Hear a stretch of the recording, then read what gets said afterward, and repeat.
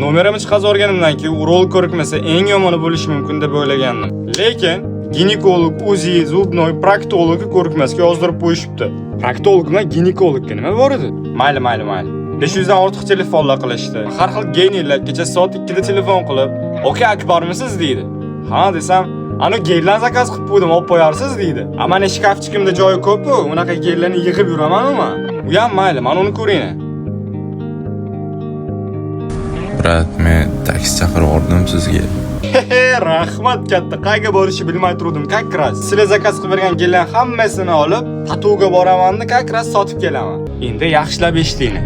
500 dan ortiq qo'ng'iroqlar, uyqusiz tunlar, doktorlar, qanaqadir geylarni zakaz qilib yotgan paytingni men mazza qilib dengiz oldida damim olib yurdim. Aman sizlarga bergan nomerim meni yaqin do'stimniki edi. Chunki u qayodagi qizlarning oldida ochko ishlagan men ustimda. Va bu meni qasosim edi.